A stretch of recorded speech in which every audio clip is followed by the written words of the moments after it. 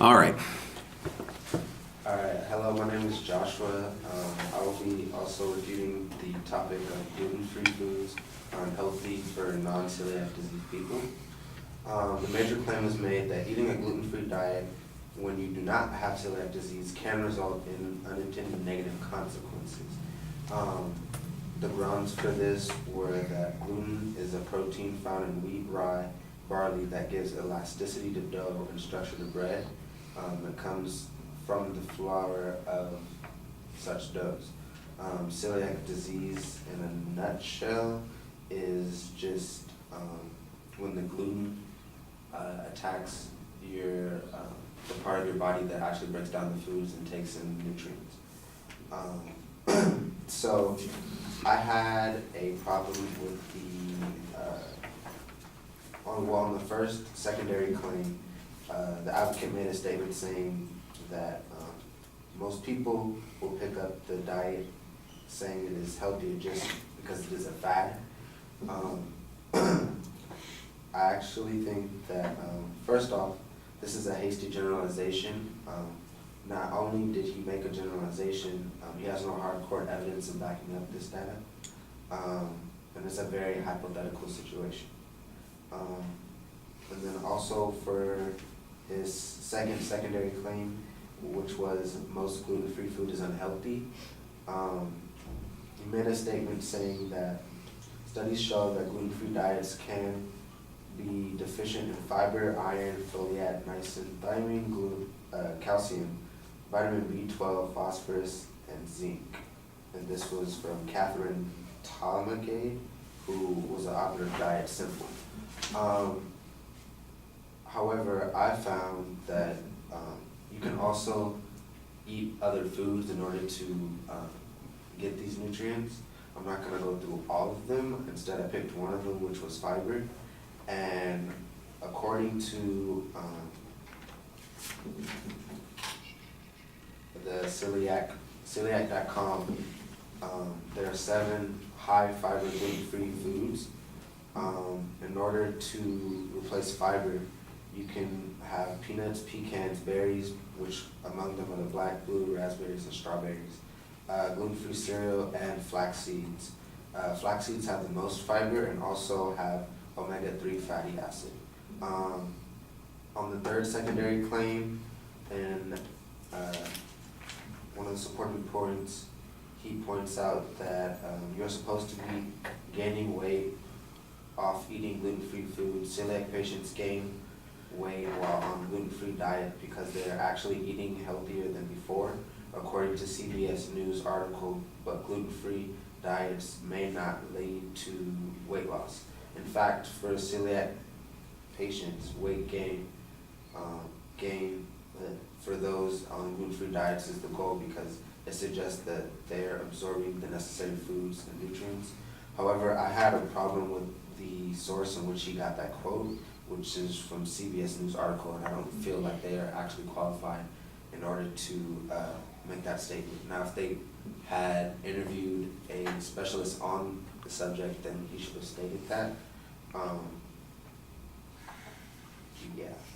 In conclusion, I feel that when you're eating a gluten-free diet and you do not have celiac disease, that there are other means in order to counter the unintended negative consequences. Thank you.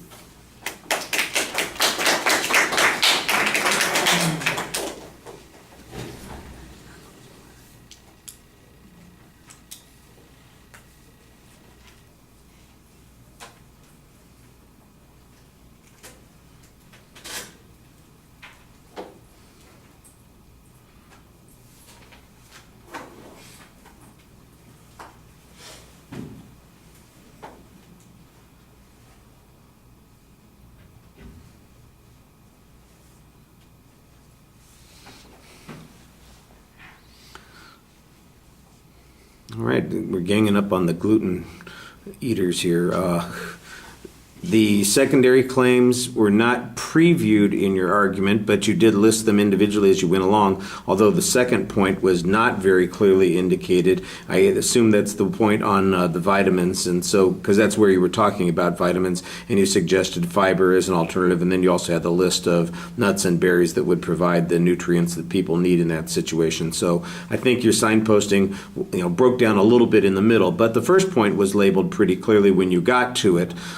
I thought there's a good reasoning generalization that you were talking about here. You press on this idea that it's a hasty generalization. You say they have no data, and I can see where you're going with that particular argument. The question is, if the advocate is making this assertion, is there any basis for it whatsoever? You can point out, you say there's no data. Well, what kind of data could they have provided? I'm not saying that you have to provide some explanation, but I don't remember what their argument was, from 2 weeks ago, and I think you might want to recap. Just say they had no statistic, they had no authority, they had no expert that they are citing on this particular thing. They just make the claim. There's not a citation anywhere that documents that this is the case. All right, then I know what you mean when you say there's no data or there's no information. I don't know how you make a hasty generalization if you have no data. I mean, if you got data, an inadequate piece of data, then you got a hasty generalization. Otherwise, you just have a complete assertion, and it's not really much of an argument then. The second point, like I said, was not as well labeled as I think it needed to be, but your argument there was pretty clear that there are alternative ways in which people can get the nutrients that they need, even if they are eating gluten-free, and it's not that complicated. I think one of the things that you point out, that you miss pointing out, is there's a lot of information available for people who are faced with this. If people are eating a gluten-free diet, they can find out about the things that they need to do by following a gluten-free diet. It's not just like, I decided I'm going to go gluten-free today, and they're just going to buy cereals and breads and those kinds of things that have no glutens in them.